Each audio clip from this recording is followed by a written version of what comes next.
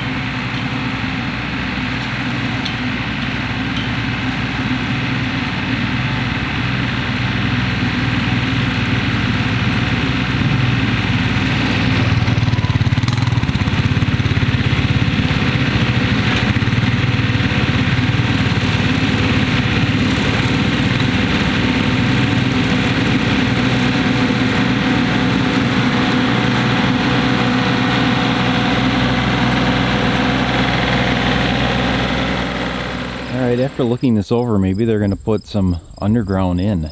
I don't know, they got the white flags here, which look like that's what they're putting in.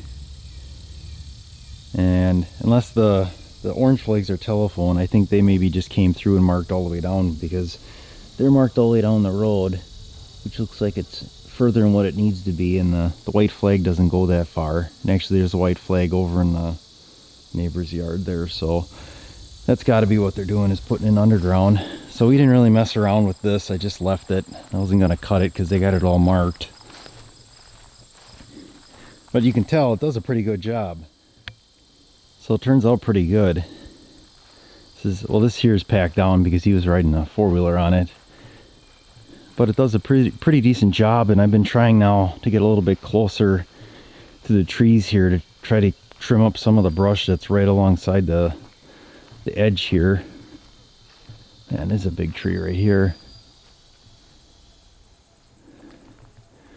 So I did some more of that down at the other end. We'll take a look at that too. But this, I like the way this turns out. That's the machine works really well for this. Right in here I opened this up a little bit. Kind of did the same thing further down. This was not that long ago. This was all back because when they came through and took all those trees down, this was all heaped here, and this was much wider, but it doesn't take long and the brush just starts overtaking it. And this should be where I got those logs stacked back in there. Yeah, maybe you can see them, maybe you can't.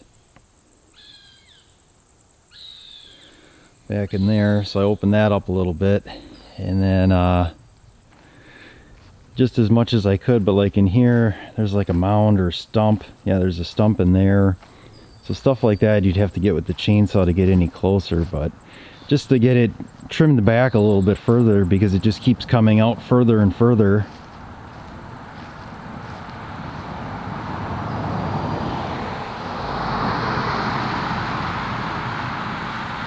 But I did that all the way down.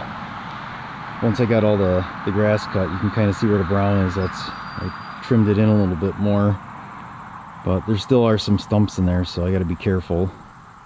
All right, so we're gonna wrap it up here.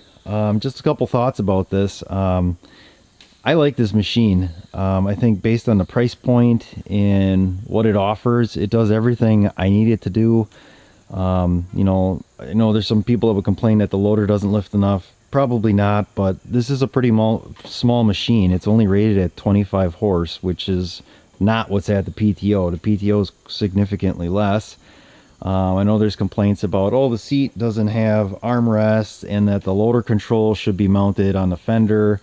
It doesn't have a mid PTO. That's all small stuff. If you want a tractor for doing brush hogging and it's got a loader on it with four-wheel drive, this is the machine to get. It really isn't that bad of a deal. If you want those other things, or if you want a loader that's heavier and the armrests, if you need armrests, you're doing a lot of loader work, chances are you're not going to want it on this machine, because like I said, the loader isn't really set up to do a lot of heavy work. A lot of homeowner stuff, that type of thing around the woods here, it's really handy. But if you need something where you need the controls set back further and a seat with armrests, then you're going to want a machine that's got a much heavier loader on the front with a larger capacity. And then you'll probably want a mid-mount PTO as well. So I like this machine. It does a really good job for me. So that's going to be it for now.